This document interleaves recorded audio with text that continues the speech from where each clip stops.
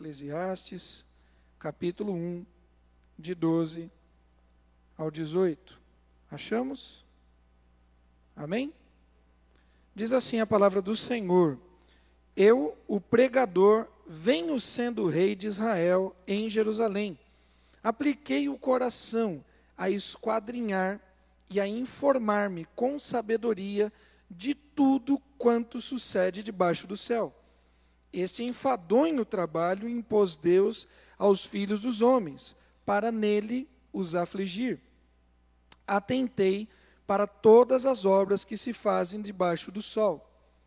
E eis que tudo era vaidade e correr atrás do vento. Aquilo que é torto não se pode endireitar, e o que falta não se pode calcular.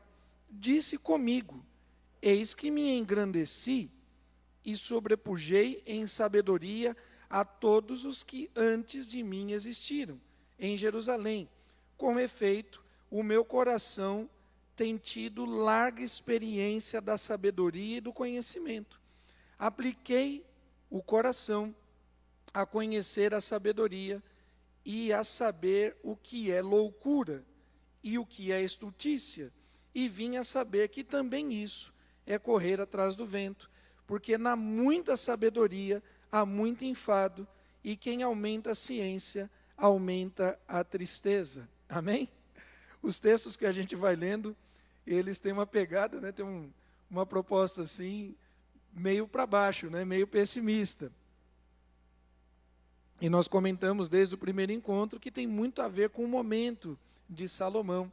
A gente entende que o texto de Eclesiastes, apesar de ter alguma parte que de repente faz parte da sabedoria de outros pensadores, da sabedoria do povo judeu, mas a gente entende que sim, o texto de maneira geral, principal, ele é um texto desse personagem, que ele diz, né, no versículo 12, o rei de Israel.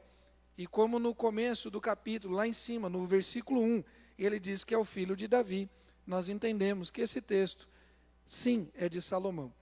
E entendemos ainda que esse texto tem a ver com o final da vida de Salomão, no momento em que Salomão havia rompido com Deus, e Salomão sendo um homem profundamente sábio, e Salomão tendo vivido profundamente a intimidade com Deus, a dor da perda, a dor do rompimento, a dor do distanciamento de Deus, faz com que Salomão escreva coisas como esta.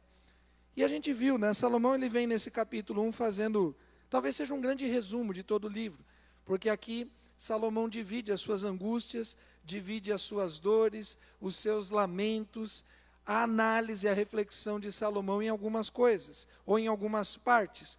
Nós vimos no segundo encontro que Salomão questiona a importância, a validade, a vantagem do trabalho. Então ele analisa no final da vida, e a gente até comentou naquela oportunidade, que muitas vezes uma pessoa mais velha, um aposentado, ele olha para a sua vida de trabalho, ele olha para a sua vida de todo esforço, e talvez possa fazer essa mesma pergunta que Salomão fez, ter essa mesma crise: que proveito tem o homem de todo o seu trabalho com que se afadiga debaixo do sol? Que proveito tem o homem de todo o seu esforço? Salomão chega no final da vida dele e faz essa questão, essa pergunta a si mesmo. Mas não somente para ele está olhando no esforço de toda a humanidade. O que vale a pena? Quando nós terminamos a nossa caminhada, quando nós terminamos a nossa jornada. E nós vimos que aquele que trabalha no Senhor, nenhum trabalho no Senhor é em vão. Então talvez os trabalhos humanos possa parecer um esforço inútil, mas quando nós trabalhamos no Senhor, nenhum trabalho é em vão. Salomão termina a vida dele questionando: valeu a pena o meu trabalho? Valeu a pena o meu esforço? Valeu a pena eu ter acordado cedo? Valeu a pena eu ter estudado? Valeu a pena eu ter construído? Valeu a pena? Quando Paulo termina a sua caminhada, ele diz: combati o bom combate, encerrei a carreira. E Paulo diz: valeu muito a pena, porque eu guardei a fé. Então, quando nós trabalhamos no Senhor, a disposição que temos de todo o esforço de vida é diferente. Mas ele continua refletindo, e na sequência, que foi o nosso terceiro encontro, nós falamos sobre a relação de Salomão com o tempo. Salomão analisa o relógio mesmo, a vida passando, não apenas o esforço, mas o passar da vida. Tem gente que tristemente não vive, a vida passa pela pessoa, ela não viveu. As pedras existem, mas as pedras não vivem. E talvez as pedras existam até mais tempo do que humanamente falando, nós iremos existir, mas as pedras não vivem. E tem gente que passa pela vida e infelizmente não vive, não se alegra, não tem prazeres com aquilo que Deus coloca nas nossas mãos. E quando Salomão, que estava rompido com Deus, que estava afastado da presença de Deus, que já não tinha mais a comunhão com o Senhor, ele começa a olhar para os dias dele e ele tem angústias. E ele vai dizer, geração vai, geração vem, o tempo passa, as coisas não mudam. Há alguma coisa de novo? Há alguma coisa que vale a pena? Ele vai dizer não. O que a gente acha que é novidade hoje já foi no passado. E a gente percebe que Salomão estava numa crise, porque ele via a vida passando debaixo do sol. Ele via o tempo no reloginho, mas ele não estava vivendo a novidade da vida em Cristo Jesus. Porque aquele que está em Cristo, nova criatura, e as coisas velhas já passaram, e tudo se fez novo. Salomão perdera aquela visão da eternidade. E a mesmice da vida humana era enfadonha, era cansativa. Pois bem, na primeira reflexão tem alguma coisa do limite do trabalho, do limite do esforço humano. Na segunda visão, ou reflexão de Salomão, tem alguma coisa da limitação do tempo, a repetição da história. E a gente vê com tristeza, né? Muitas coisas que se repetem. Mas agora, Salomão passa a refletir sobre o conhecimento. Não apenas o esforço, não apenas o tempo, mas o saber, o conhecimento. E o versículo 18 termina dizendo que há muita sabedoria é enfadonha e que o aumento da ciência causa tristeza. Quanto mais Salomão aprendia, quanto mais Salomão conhecia, quanto mais Salomão desenvolvia as suas filosofias, a sua ciência, o seu saber, mais enfadonho e mais triste Salomão estava. E a gente se questiona também a respeito de tantas informações que nós temos. E a nossa geração é uma geração absurdamente bem informada. As pessoas dizem que uma criança de 4, 5, 6 anos tem mais informação na sua mente, tem mais acesso à informação do que os filósofos do passado, do que o imperador romano tinha. E é verdade, com poucos cliques, sabemos de muitas coisas. E aí a pergunta que inquietante que Salomão faz para ele mesmo, e cabe para nós: o que nós sabemos tem nos tornado melhores? O que nós sabemos de ciência, de tecnologia, de filosofia, de toda sorte de conhecimento tem nos tornado mais felizes? E a resposta, tristemente, de Salomão é verdadeira, porque o aumento do conhecimento tem tornado o ser humano mais triste, não mais feliz. E nós vivemos a época da depressão, vivemos a época da ansiedade, vivemos a época do suicídio. E por que tudo isso? Salomão tem uma resposta, não é a única, mas ele tem uma resposta. Ele diz que o aumento da ciência, o aumento do conhecimento, trouxe muita tristeza. E eu quero trazer para a nossa reflexão no dia de hoje, que há um conhecimento que traz felicidade. Se Salomão mergulha na tristeza, pela quantidade de informação e de conhecimento que ele tinha, há um conhecimento que liberta, há um conhecimento que transforma, há um conhecimento que nos realiza.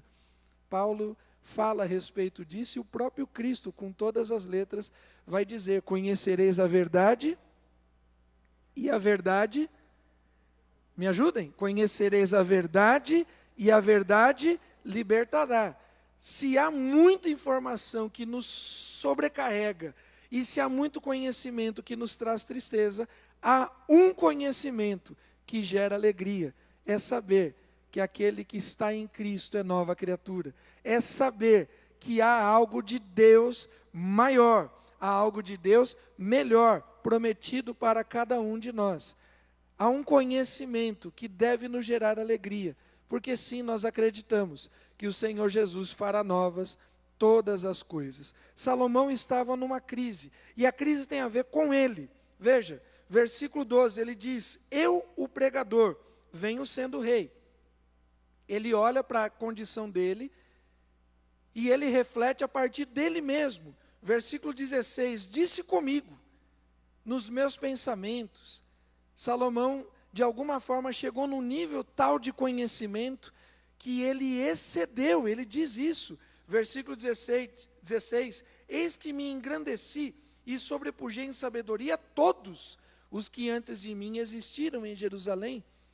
Salomão se vê isolado, Salomão se vê completamente sozinho no seu conhecimento.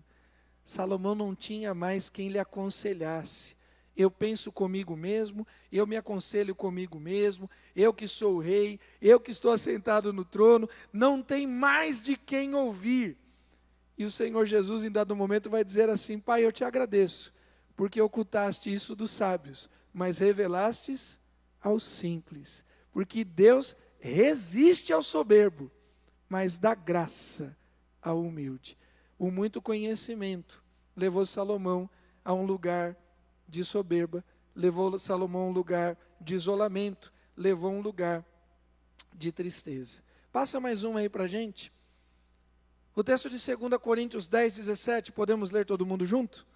Aquele, porém, que se gloria, glorie-se no Senhor. Há um conhecimento que merece que nós nos alegremos, há um conhecimento que merece que nós nos gloriemos, há um conhecimento que merece nós anunciarmos às pessoas, porque não é um conhecimento que vai nos isolar, mas é um conhecimento que vai nos colocar no meio das multidões. Aquele que conhece algo de Deus, aquele que tem uma experiência com Cristo, de salvação, de cura, de libertação, aquele que tem um conhecimento de louvor e adoração, aquele que tem um conhecimento de uma pregação, ele não se isola, ele quer ir para o meio das pessoas e dizer assim: vem, vê comigo, como André fez com Pedro, seu irmão, eu encontrei o Messias. Há um conhecimento que precisa ser repartido. Há vários conhecimentos que as pessoas se isolam, as pessoas não dividem, as pessoas têm medo. Não sei se você já passou por alguma situação assim, por exemplo, em ambiente de trabalho. A pessoa não quer falar, ela não quer dividir, ela não quer te ensinar, com medo que você aprenda e de repente tome o lugar dela. Ela é insegura. Vai que eu ensino aquele serviço e de repente a pessoa faz melhor do que eu e o chefe vai dar mais atenção a ela. Não é assim o conhecimento de Deus.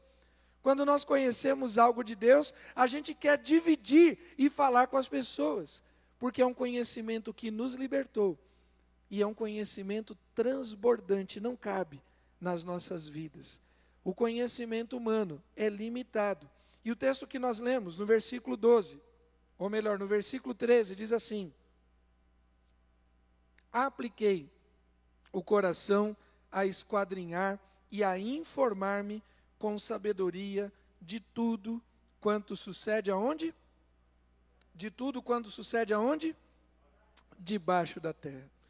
Salomão se empenha, Salomão se dedica para conhecer tudo que está debaixo do sol, tudo que está dentro do tempo, todo o conhecimento humano. Salomão quer superar, e ele diz no versículo 16, eu me engrandeci, eu sobrepujei, eu sobrepus, eu fui além de todos os que vieram antes de mim. Salomão era o cara.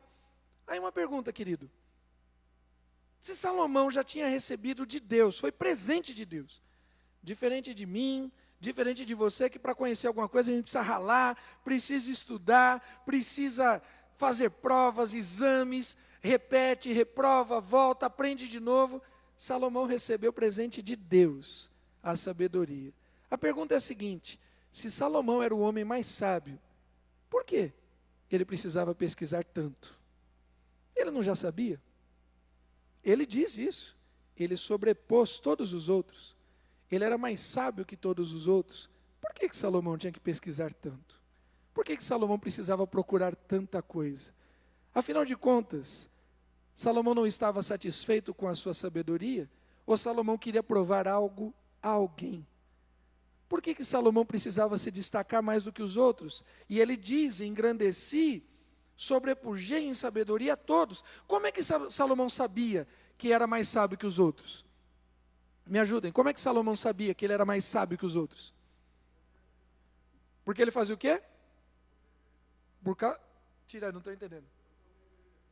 Pelo poder, pelo status, o que mais? Como é que Salomão sabia que era mais inteligente que os outros?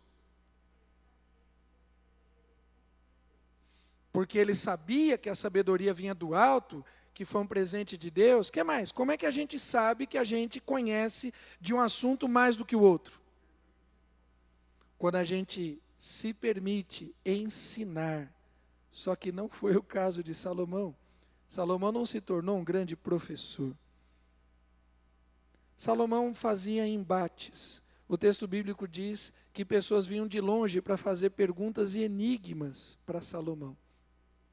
Salomão estava numa disputa.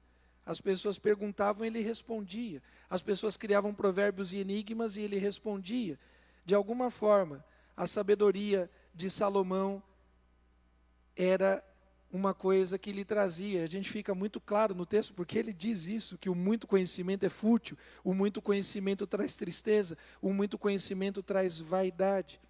Salomão não utilizou o conhecimento humano dele para glorificar a Deus, mas Salomão utilizou o conhecimento humano dele para se autoglorificar.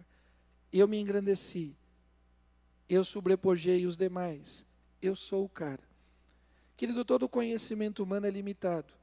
E ele só vai se tornar, de fato, alguma coisa, se isso gerar honra, se isso gerar glória ao Deus Criador. O texto diz que Salomão, ele fala isso, né? Versículo 13, mais uma vez. Este enfadonho trabalho impôs Deus aos filhos dos homens para nele os afligir. Foi Deus que impôs esse trabalho, diz a Salomão. Foi Deus que impôs esse trabalho a Salomão, de sair fazendo pesquisas, de sair buscando conhecimento, de tentar descobrir se tinha algum provérbio, algum enigma que ele, Salomão, não soubesse. Foi Deus que afligiu isso a Salomão? Ou foi Salomão que se auto-afligiu? Porque se Deus já tinha dado sabedoria a Salomão, Salomão precisava apenas ser grato a Deus e usar aquela sabedoria para gerar vida em outros. Mas Salomão, de alguma forma, se cansa e se fadiga em um saber que não gera vida, que não gera alegria, que não gera cura, que não gera transformação a ninguém. Queridos, quando Jesus falava aos pescadores, os pescadores entendiam. Quando Jesus falava aos pastores de ovelha, os pastores de ovelha entendiam. Quando Jesus falava aos sábios, aos gregos, aos romanos, as pessoas entendiam e todos eles eram impactados. E Pedro chega num dado momento e faz aquela declaração fantástica: Senhor, para onde iremos se só Tu tens palavras de vida eterna? A sabedoria de Cristo era uma sabedoria que gerava vida no outro. A sabedoria de Salomão gerava enfado nele mesmo. E gerava isolamento. Eu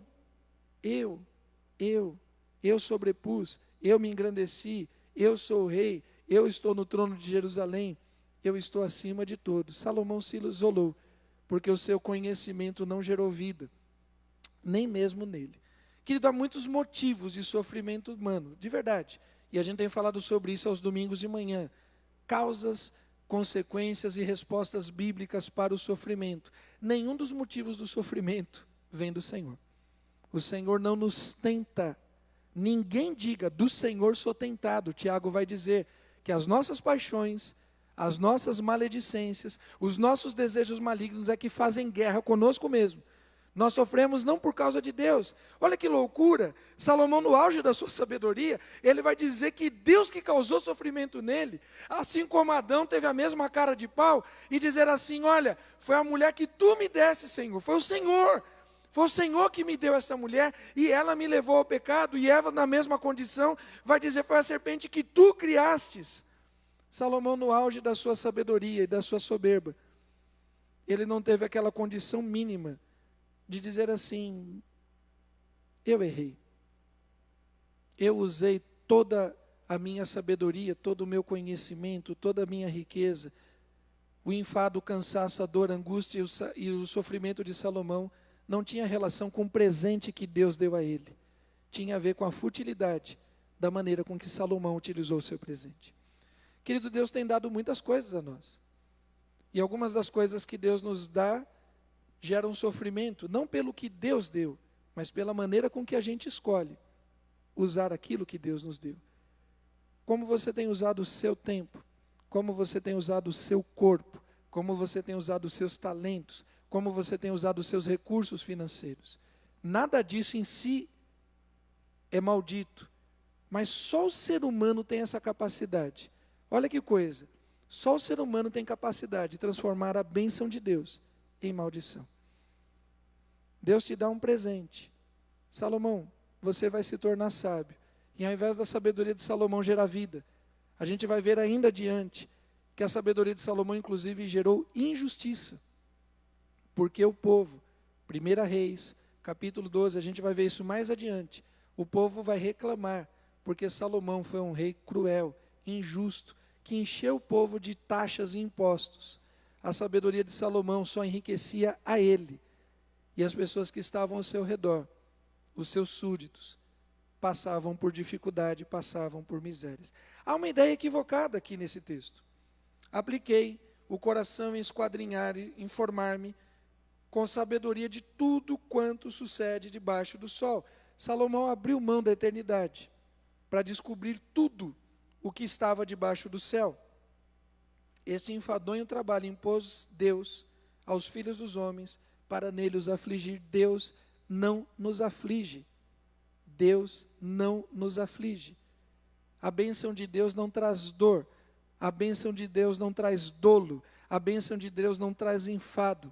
A bênção do Senhor traz alegria, e a alegria do Senhor é a nossa força.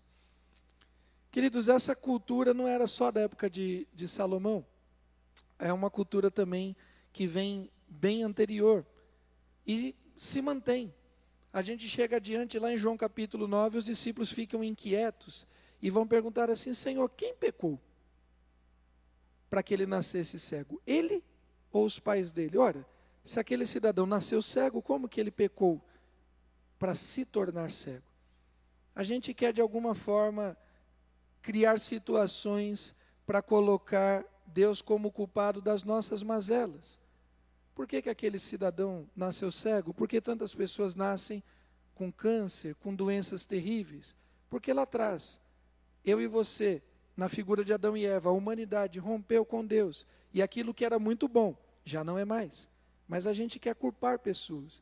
Querido, mesmo as doenças de nascença, tem a ver com os nossos pecados. Tem a ver com a solidariedade que temos no pecado de Adão. Salomão estava inquieto, porque ele queria entender coisas, ele queria respostas de coisas debaixo do sol, quando na verdade as respostas estavam acima do sol. E nós precisamos de verdade crer que há um tempo de choro. O choro pode até durar uma noite, mas a alegria vem pela manhã. Nós precisamos crer que há coisas que acontecem acima e além do sol. Podemos e devemos nos dedicar aos estudos, amém? Podemos e devemos nos dedicar ao trabalho. Podemos e devemos buscar crescimento nas coisas que acontecem debaixo do sol. Nós devemos ser pessoas melhores, devemos ser cidadãos melhores, devemos ser profissionais melhores, devemos cuidar melhor do nosso corpo, devemos cuidar melhor da nossa mente, devemos cuidar melhor das nossas famílias. Mas Jesus vai dizer o seguinte: buscai em primeiro lugar, me ajudem? Buscai em primeiro lugar o reino de Deus, aquilo que está acima do sol, e a sua justiça, e as demais coisas vos serão acrescentadas. A palavra que aparece aí, apliquei o coração, assentei o coração, dediquei o meu coração, determinei o meu coração a esquadrinhar, é essa palavra aí, Natã. E a palavra, entre muitos significados, significa assim, entreguei meu coração. Entreguei meu coração a tudo que estava debaixo do sol. Querido, se Salomão entregou seu coração às coisas que estavam do tempo, Deus não divide a sua glória com ninguém. Se é isso que você quer, Salomão, você vai ter. Se isso é muito importante para você, se nisso está o teu coração, uma outra tradução possível, eu permiti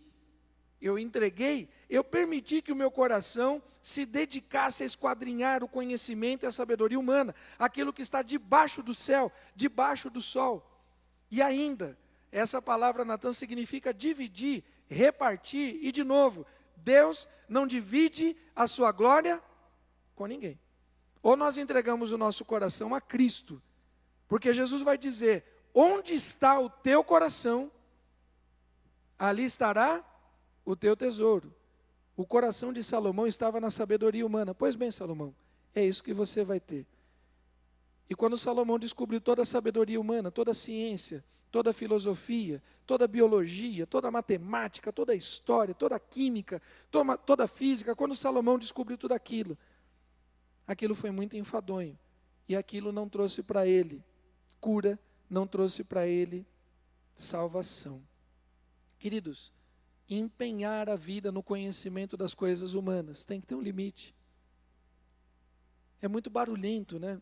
A cidade como um todo, a correria, o trabalho, os estudos, é aquela vida muito barulhenta. E o Senhor vai dizer assim, aquietai-vos, fiquem tranquilos, descansem, aquietai-vos e sabei que eu sou Deus. Aquele que se gloriar, se glorie nisso, de saber que eu sou Deus. Querido, nem tudo que está no conhecimento humano, nem toda a ciência vai trazer respostas, principalmente ao vazio do nosso coração. Alguns vão dizer assim, olha, a vida é muito curta. Salomão empenhou a vida dele nas coisas debaixo do sol, debaixo do céu, debaixo do tempo. E alguns vão dizer assim, olha, a vida é muito curta para ser desperdiçada. Eu preciso viver agora. A minha juventude, eu preciso curtir. E a vida é muito curta, verdade. A vida é muito curta, mas a eternidade é muito extensa, é muito abrangente. Se a vida é muito curta, para que eu me dedique às coisas da eternidade, a vida é muito curta, para que eu abra mão dos meus prazeres debaixo do céu, debaixo do sol. Eu queria te lembrar que a eternidade, ela é real, ela é verdadeira, e vale a pena sim, abrir mão de algumas coisas desse tempo, para que nós vivamos bem hoje, mas que continuemos a viver por toda a eternidade. Salomão abriu mão da eternidade, e isso trouxe uma tristeza nele muito profunda. Sabe por quê?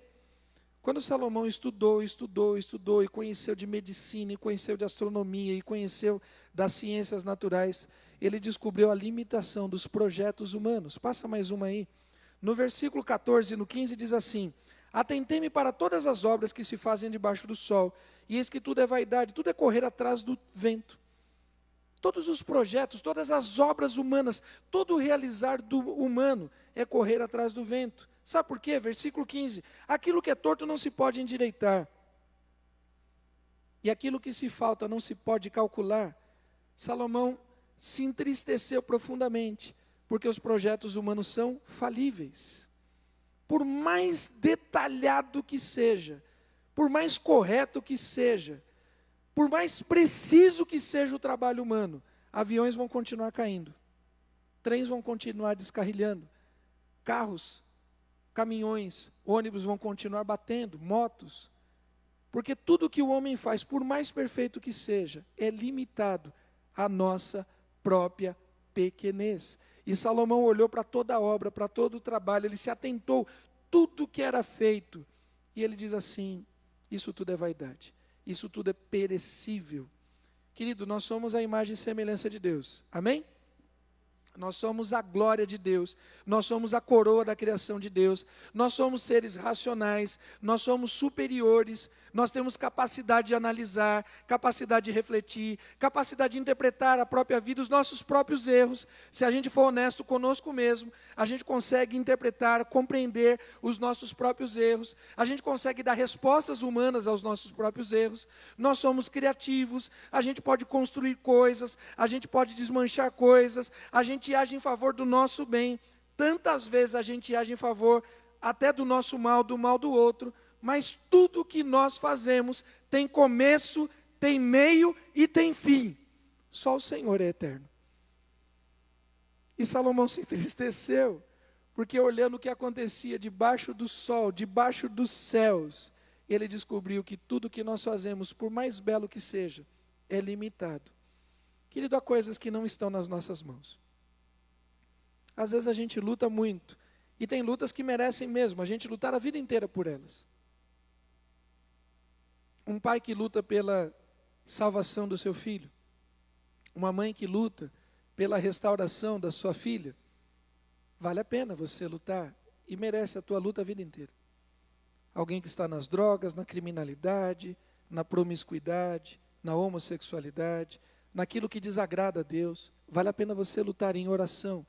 Vale a pena você investir todo. O maior investimento de um pai e de uma mãe nunca é financeiro. Tem gente que acha que o problema do pai e da mãe é o gasto, né? O filho está nas drogas, está no crime, está nisso. Quanto custa, né? Mandar para uma clínica de recuperação e visitar, que tal. O maior gasto não é o financeiro, o maior gasto é o emocional. Existe um custo emocional que os pais e as mães investem nos seus filhos que não tem preço. Assim como Deus investe o seu grande amor para conosco. Não tem preço. Quanto vale os passarinhos? Quanto vale os lírios do campo? Quanto vale tudo isso? Jesus vai dizer assim: vocês são tolos. O Pai dos céus cuida de cada um deles e vocês valem muito mais. Vocês valem muito mais. Salomão olha para todas as obras e ele chega numa conclusão. Tem coisas que são imutáveis para as nossas mãos. Diz o dito popular que pau que nasce torto nunca se endireita. Salomão está dizendo isso, aquilo que é torto não se pode endireitar, a vida humana é limitada. Só que Salomão não tinha um conhecimento, né? Salomão diz que pau que nasce torto não se endireita. Salomão não conhecia o carpinteiro.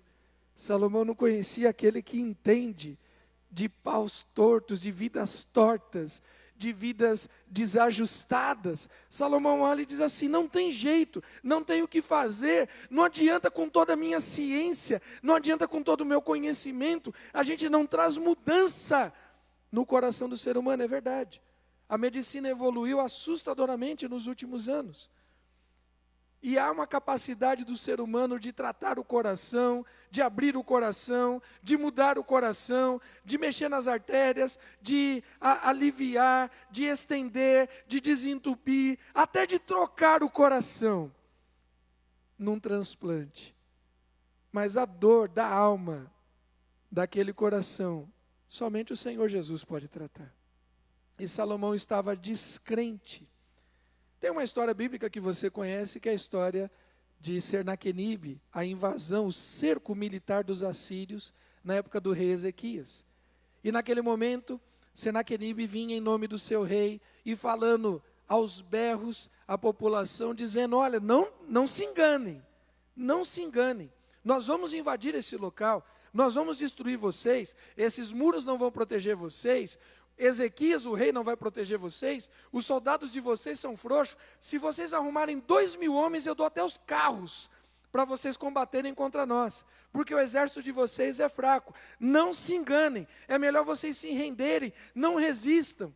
E Ezequias e a sua liderança estava desesperada, até o momento que Senaqueribe caiu na besteira de falar algo que despertou o rei Ezequias. E Senaqueribe disse: olha, nenhum dos deuses dos outros povos foram capazes de resistir ao meu exército. Quem é o Deus de vocês? Aí Ezequias entendeu: a luta não é comigo, não preciso eu mais lutar. E Ezequias pega a carta de Senaqueribe e entrega na mão de Isaías, o profeta, diz assim: vá consultar o Senhor, e veja o que Deus tem a dizer a respeito, porque a afronta não é contra mim, a afronta é contra Deus. Querido, tem lutas que nós não venceremos, de verdade. Salomão chegou nessa conclusão: pau que nasce torto nunca se endireita, porque nós não temos essa capacidade. Mas Salomão tinha perdido a fé, nós não perdemos a fé. Ezequias entregou, falou: Senhor, essa luta é tua. E tem questões que eu e você precisamos entregar nas mãos do Senhor, porque todo projeto humano é limitado, todo projeto humano é falível, mas os projetos do Senhor são grandiosos. E Deus é poderoso para fazer infinitamente mais. O AA é um grupo muito interessante de suporte, de apoio a pessoas e também a famílias que vivenciam o problema do álcool, que no Brasil é uma tragédia. Algo em torno de 15%, 18% da população é dependente do álcool. Não estou falando das pessoas que bebem. Um percentual altíssimo da nossa população tem rotina de bebida. Eu estou falando de gente que é dependente, que precisa tomar para dirigir um carro, um ônibus na estrada, uma van que leva pessoas, e a pessoa tem que beber de manhã, porque senão ela fica tremendo. Homens, mulheres, gente adulta, gente jovem. E o AA se torna um suporte para essas pessoas. Entre muitas coisas que o AA tem uma oração chamada oração da serenidade. E Salomão não tinha esse, com toda a sabedoria dele, Salomão abriu mão desse conhecimento. E a oração da serenidade diz o seguinte: concedei-nos, Senhor, a serenidade necessária para aceitar as coisas que não podemos modificar. Coragem para modificar aquelas que podemos, e sabedoria para distinguir entre uma e a outra. Senhor, nos dá serenidade necessária para aceitar as coisas que não podemos mudar. Nos dá coragem para modificar aquela que podemos, e sabedoria para distinguir uma das outras. A gente precisa entender que tem coisas que não estão nas nossas mãos. E aí só uma pitadinha, né? A gente dá uma pitadinha nessa oração aqui da serenidade. Quando ela diz aceitar as coisas que não podemos modificar, e fala de coragem para modificar as que podemos. E a gente vai dizer assim: nos dá serenidade para aceitar e nos dá fé para confiar naquilo que só o Senhor pode fazer. Tem coisas que não estão nas nossas mãos. Faça como Ezequias, entregue nas mãos do Senhor. Atentei para todas as coisas, versículo 14, que se fazem debaixo do sol. Tudo é correr, tudo é vaidade, tudo é correr atrás do tempo. Aquilo que é torto não se pode endireitar. Versículo 16, disse comigo: eis que me engrandeci, sobrepujei em sabedoria todos que antes de mim existiram em Jerusalém. Com efeito, o meu coração tem tido larga experiência da sabedoria e do conhecimento. Olha só, eu tenho largo conhecimento, eu sei de tudo. Eu tenho larga conhecimento, eu tenho larga sabedoria. Você quer falar de matemática comigo, eu entendo. Você quer falar de química comigo, eu entendo. Você quer falar de história, de filosofia? Salomão está dizendo assim: eu tenho muito conhecimento. Versículo 17: apliquei o coração a conhecer a sabedoria, a saber o que é loucura, a saber o que é estutícia. Eu apliquei, eu me dediquei, eu busquei conhecimento. Olha, eu conheço muito de muitas coisas. Como alguns irmãos dentro da igreja, que estão há 10, 15, 20, 30, 40 anos, conhece tudo de religião, conhece tudo de denominação, conhece tudo, até de Bíblia. Só falta uma coisa. Passa mais um aí para a gente. Só falta uma coisa. Podemos ler o texto de Tiago, capítulo 1, versículo 22? Tornai-vos, pois, praticantes da palavra, e não somente ouvintes, enganando-vos a vós mesmos. Porque se alguém é ouvinte da palavra e não praticante, assemelha-se ao homem que contempla no espelho o seu rosto natural e logo esquece. Ainda mais a gente que é mais fraco de aparência, né? Nessa aula, o Jairzinho, é melhor a gente olha e já esquece, né, mano? Vida que segue, né, mano? A gente não tem memória. A gente olha para o espelho, você não vai lembrar do detalhe do teu rosto. É uma coisa, Paulo vai dizer, ainda que eu falasse a língua dos homens e dos anjos, se não tivesse amor, eu quê? Nada seria. Ainda que eu entregasse o meu corpo para ser queimado por alguém, se não tivesse amor, eu nada seria. Uma vida que tem conhecimento e não tem prática é como um sino que retine, que toca. Pum! Ele tem um pequeno eco e logo se dissipa e fica oco e fica mudo. Querido, gente que sabe demais e age de menos. Gente que sabe demais e ama de menos. Gente que tem teoria demais. Salomão acumulou larga experiência, diz o texto bíblico. Larga experiência no quê? Naquilo que é pequeno. Naquilo que é transitório. Naquilo que passa. Eu não vou dizer que não é humanamente importante. Entendo o que eu estou dizendo. Lógico que é. O conhecimento da matemática, o conhecimento da biologia, o conhecimento da química, da física, tudo isso é importante dentro de um contexto. O que adianta uma pessoa ser cheia de diplomas, conhecer tudo e não aplicar isso na vida do outro? Conhecia muito do que é pouco, do que é passageiro, do que é transitório. Entendia profundamente daquilo que é raso. Salomão parecia aquele espelho d'água, quando você chega naqueles prédios, aqueles condomínios bacana, um espelho d'água gigantesco, mas não tem profundidade nenhuma. É raso. Conhece muito, não aplica nada. Querido, nós temos vivido tristemente uma rotina de um evangelho que tem tanta informação, mas que não conhece nada, não tem intimidade nenhuma com Deus.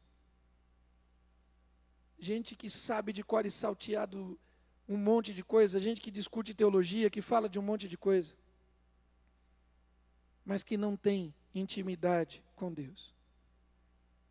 De novo, o conhecimento, a ciência é importante. Você deve estudar, você deve se dedicar, você deve progredir, você deve sempre avançar humanamente falando, mas saiba que tudo isso é limitado. Quanto mais a gente estuda, quanto mais a gente conhece, Salomão disse isso, mais a nossa tristeza aumenta. Uma pessoa que estuda medicina, ela, antes de estudar medicina, ela não tinha ideia o que eram as doenças. Conforme ela vai estudando, ela vai descobrir tanta doença. Ela vai descobrir tantas causas que afligem o nosso corpo. Ela vai para um laboratório e ela vai ter detalhes de itens microscópicos, bactérias, agentes nocivos. E aquilo causa tristeza. E mesmo sendo um médico, ele vai trabalhar para o bem, ele vai trabalhar para a cura. Mas ele sabe que muitas doenças não têm cura. E mesmo aquelas que ele trata e são curadas, não geram vida verdadeira nas pessoas. Eu vou repetir. Mesmo uma doença que seja tratada, mesmo uma doença que seja curada, pacientes que são curados de doenças terminais, tinha câncer, foi curado. Tinha AIDS, foi curado. Tinha uma doença rara, foi curado. Ela pode sair de casa, ser atropelado e morrer de uma morte trivial. Ela foi curada, saiu do hospital, está com aquele cartaz, eu fui curado, deu um primeiro passo na calçada, cai alguma coisa na cabeça dela. A pessoa acabou de ser curada, dá um passo, um degrau. Eu conheço uma história assim. A esposa de um pastor amigo, um degrau que ela pisou em falso, ela caiu de um jeito tão terrível, tão terrivelmente trágico, um degrau. A gente não está falando de metros, estamos falando de centímetros. Vou aqui chutar, sei lá, 30 centímetros. Ela caiu de mau jeito e ficou paraplégica. E não teve cura para ela. E com toda a medicina, com todo o tratamento, as pessoas vão continuar sendo curadas de doenças físicas e infelizes, porque não é o conhecimento da sabedoria da ciência que traz a cura para a nossa alma, para a cura da nossa existência. Passa mais uma aí. Querido, no Evangelho, palavras são atitudes. No Evangelho, palavras são vida. No Evangelho, palavras são obras. No Evangelho, palavras são poder. A tua teoria, você pode ter uma tonelada de teoria. A gente não troca por 1 grama de ação prática. Você pode ter todo o conhecimento. Não vale nada se você não estender a mão ao caído, se você não chorar com o que chora, se você não abraçar o aflito. A tua teoria, o teu evangelho não vale nada. Tiago vai dizer assim: você tem fé?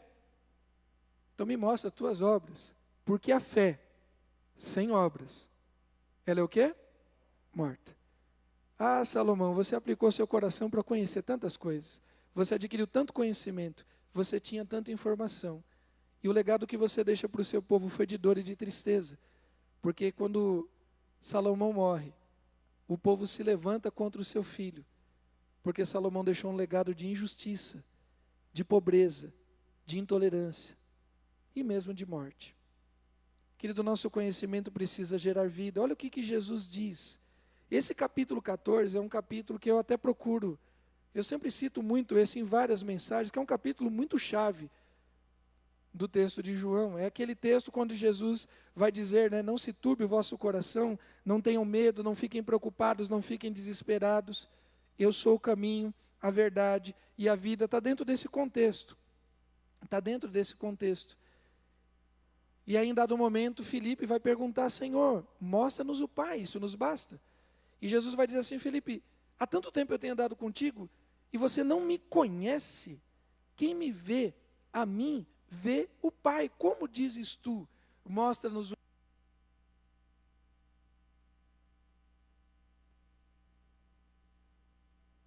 Acabou a bateria aqui. Não crê que eu estou no Pai e o Pai está em mim? A palavra que eu vos digo, olha só, não crês que eu estou no Pai e que o Pai está em mim? As palavras que eu vos digo, não as digo por mim mesmo, mas o Pai que permanece em mim, faz o quê? Espera aí, presta atenção, olha o que Jesus está dizendo. Filipe, você não crê que eu estou no Pai e que o Pai está em mim? Até aí tudo bem. Presta atenção. As palavras que eu vos digo, não as digo de mim mesmo, mas o Pai que permanece em mim faz. Eu estou falando, são palavras, mas essas palavras se transformaram em quê? Em obras. Pedro vai dizer: só tu tens as palavras de vida eterna. Querido, Jesus vai dizer aos fariseus: examinai as Escrituras. Vocês procuram, vocês pesquisam, vocês leem, mas vocês não me veem. Vocês não me enxergam nas Escrituras. Vocês precisam crer no poder de Deus e na palavra. No princípio era a palavra, no princípio era o Verbo. O Verbo estava com Deus e o Verbo era Deus. Ele resplandece no meio das trevas e as trevas não prevalecem. Querido, palavras no Evangelho não são teorias. Palavras no Evangelho não é informação. Palavras no Evangelho não é conhecimento. Palavras no Evangelho de Cristo é poder. Palavras são obras. As palavras que eu vos digo, não digo por mim mesmo, mas o Pai que permanece em mim faz as suas obras. Hebreus capítulo 11 vai dizer que os antigos obtiveram bom testemunho porque creram que pela palavra Deus trouxe à existência aquilo que não existia. Palavras de Deus são poder, palavras de Deus são vida eterna, palavras de Deus são cura, palavras de Deus são libertação. A palavra de Deus é viva e eficaz. A palavra de Deus é poder, é loucura para os que se perdem, mas é poder para aqueles que creem, para aqueles que são salvos. Salomão empenhou a sua vida inteira, e ele diz isso, que ele se dedicou a vida inteira, e ele chegou num conhecimento que lhe trouxe dor, que lhe trouxe tristeza. Quanto mais Salomão lia, quanto mais Salomão pesquisava, mais ele descobria as dores da humanidade. No auge do seu conhecimento, Salomão até criou um templo, mas Salomão não era mais adorador. Querido, nós precisamos, de fato, entender que a palavra de Deus, o Evangelho de Cristo é a palavra de Deus, é o Deus encarnado. As palavras têm poder para curar, têm poder para libertar. Você precisa falar da palavra de Deus, não apenas conhecê-la.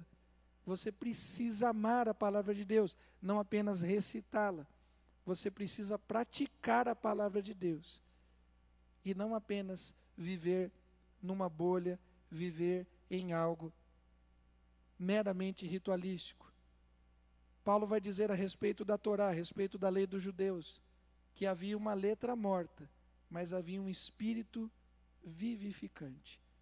Nós cremos. A gente se entristece vendo esse texto de Salomão, versículo 17 e 18. Todo conhecimento, todo saber é correr atrás do vento.